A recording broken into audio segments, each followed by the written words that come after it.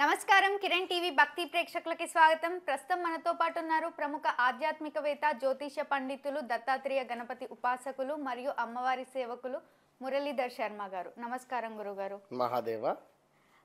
గురుగారు, ఈ మధ్య అందరూ ప్రతి ఒక్కరికి జాబ్ ప్రత్యేకమైనది గురుగారు. జాబ్ గురించి అందరూ కష్టపడతారు, అందరూ హార్డ్ వర్క్ చేస్తారు ఈక్వల్గా.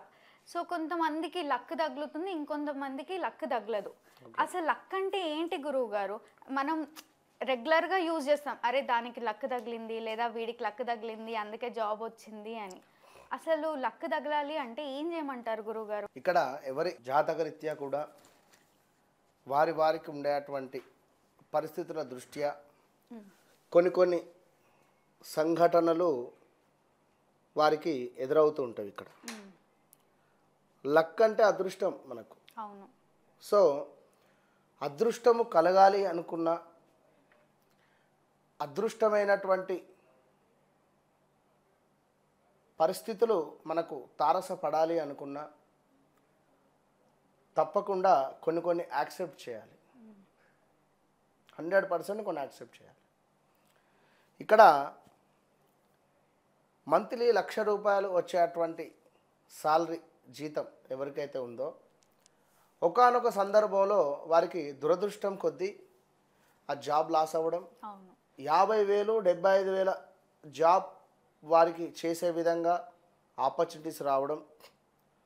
నేను 1,00,000 జాబ్ చేశాను, సో నేను ఖచ్చితంగా కూడా సుమారుగా కూడా మరలా 1,50,000 కానీ 2,00,000 కానీ జాబ్ అయితేనే నేను చేసుకుంటాను అనే విధంగా ఉండేటువంటి వారు కానీ, అంటే కొన్ని సందర్భాలలో మన జాతక రీత్యా గురుబలం ఉంటే ఖచ్చితంగా ఉన్నతమైనటువంటి స్థానానికి వెళ్తాం. అసలు గురుబలం పొందాలంటే ఏ విధంగా? అదే బిడ్డ, జాతకంలో గురువు యొక్క దశ అంతర్దశలు నడిచేటువంటి సమయం ఒకటి.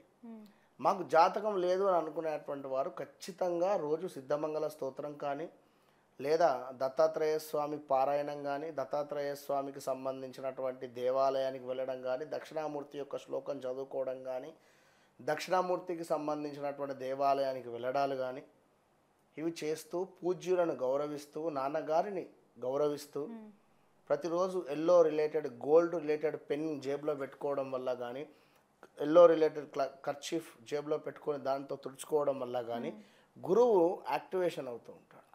బనానా, అరటిపండ్లు దానంగా ఇచ్చిన, ఎల్లో రంగులో ఉండేటువంటి యొక్క సంత్రాలు కానీ, దోసకాయలు కానీ, ఎల్లో రంగులో ఉండేటువంటి స్వీట్ కానీ, ఇవి దానంగా ఇస్తూ ఉండడం వల్ల మనకు గురువు యొక్క యాక్టివేషన్ పెరుగుతూ ఉంటుంది. ఇక మరీ ముఖ్యంగా స్థాయి అనేటువంటిది పెరగాలి అనుకున్నా, లక్ అనేటువంటిది కలిసి రావాలి అనుకున్నా, ఖచ్చితంగా కూడా వీరు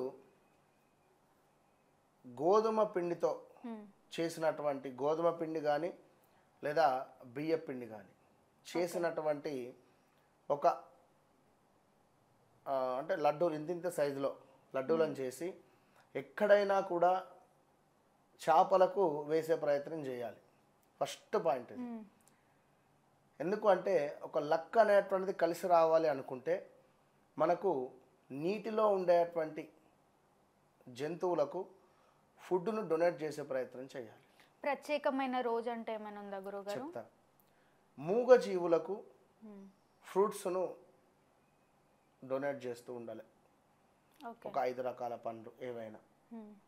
ఇది శనివారం రోజు మాత్రమే చేయాలి. ఏది?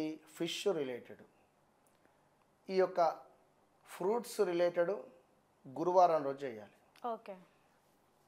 వృత్తికి అధిపతి శని భగవానుడు.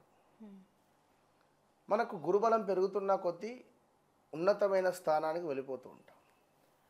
శని దశ కానీ, శనేశ్వరుని పీరియడ్ కానీ, నరదృష్టి కానీ ఉన్నట్టు అనిపిస్తే కొంత డౌన్ఫాల్ అవుతూ మళ్ళీ ఎగ్దం టాప్ పొజిషన్కి వెళ్ళిపోతాం. గురువు సంవత్సరానికి ఒకసారి మారుతూ ఉంటాడు జాతకరీత్యా. సో మనకు ఒక 2 ఇయర్స్లో ఇచ్చేటువంటి రిజల్ట్ 2 ఇయర్స్లో కూడా మనకిచ్చేటువంటి రిజల్ట్ శని భగవానుడు కొంత లేటుగా ఇస్తాడు. సుమారుగా మనకు ఒక 7.5 సంవత్సరాలు ఇస్తాడు. గురువు ఇక్కడ 2-3 ఇయర్స్ లోపే ఇచ్చేటువంటి రిజల్ట్ను ఈ 7.5 సంవత్సరాలు ఈయన రిజల్ట్ ఇస్తూ ఇక మళ్ళీ దానిని ఎవరు టచ్ చేయలేని పొజిషన్ తీసుకొని వెళ్ళి కూర్చుని శని ఇచ్చాడు. ఓకే. సో జాతకరీత్యా అనేటువంటిది కాకుండా పలానా వ్యక్తికి ఎంత లక్కురా వానికి మంచి జాబ్ వచ్చిందంటారు. అంటే నేను అనేది ఒకటే పాయింట్, అక్కడ జాబ్ వచ్చింది కావచ్చు, కానీ వారు దానిని ఎంతవరకు నిలబెట్టుకున్నారు అనేది కూడా కావాలి. మనం ఒక వ్యక్తిని ఇక్కడ నుండి మనం తీసుకువెళ్ళి కుర్చీలో కూర్చుండబెట్టేంతసేపే నీ బాధ్యత, నా బాధ్యత. కూర్చున్న తర్వాత వాడు ఎట్లా బిహేవ్ చేసిండు అనేటువంటిది వాని వ్యక్తిగతం మీద ఆధారపడి ఉంటుంది. ఎలా నిలబెట్టుకున్నాడు అన్నది అతను నిలబెట్టుకున్నాడు లేదా పోగొట్టుకున్నాడా. మనకి అదృష్టం బాగుంది, ఆ జాబ్ వచ్చింది, కాపాడుకునేటువంటి సత్తా కూడా ఉండాలి కదా మన దగ్గర. అర్థమైందా? ఇప్పుడు కొత్త కారు కొనుక్కున్నావు, ఏం లాభం నీకు నడపరాకుంటే? అంతే, డ్రైవర్ని పెట్టుకొని నడిపించుకోవాలి. అంటే 100% కారు నడిపేటువంటి దమ్ము మన దగ్గర ఉంటేనే ఆ కారు కొనుక్కోవాలి. లేదు నేను డ్రైవర్తో నడిపించుకుంటాను అనుకుంటే ఇక తర్వాత సంగతి. అంటే మనం ఇక్కడ జాతకరీత్యా కావచ్చును, లేదా వారికి నడిచేటువంటి దశ అంతర్దశలు కావచ్చును. విన్నరా? ఆ డ్రైవర్ తీసుకెళ్ళి ఎక్కడైనా యాక్సిడెంట్ చేసినా చేయవచ్చు. అంటే ఉదాహరణ చెప్పలేము, కనుక ఇది ఒక రెమెడీ. డ్రైవర్ అనేటువంటి వారు ఒక రెమెడీ మనకు.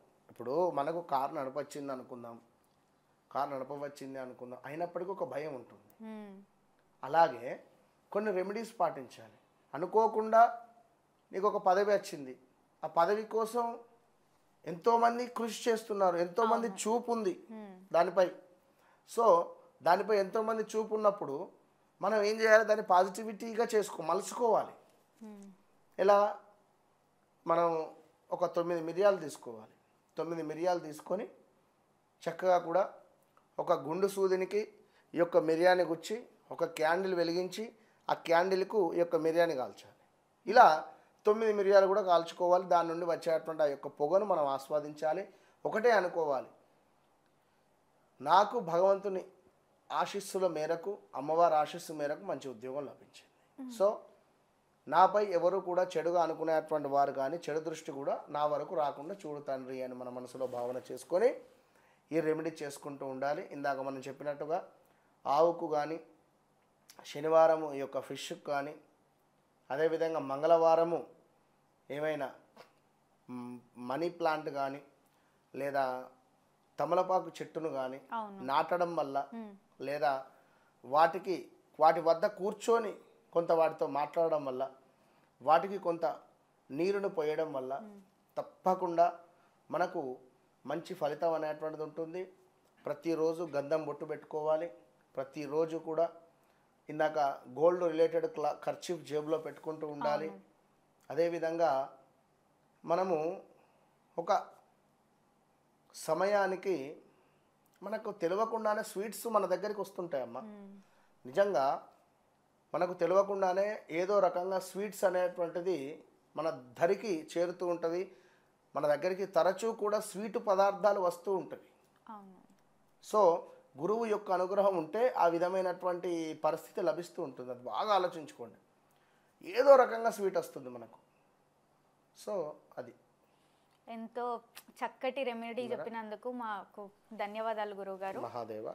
చూసారు కదా, మీకు ఎలాంటి డౌట్స్ ఉన్నా కూడా వీడియోలో స్క్రోల్ అవుతున్న నెంబర్ని సంప్రదించండి. గురువుగారు మీతో మాట్లాడతారు. Thank you.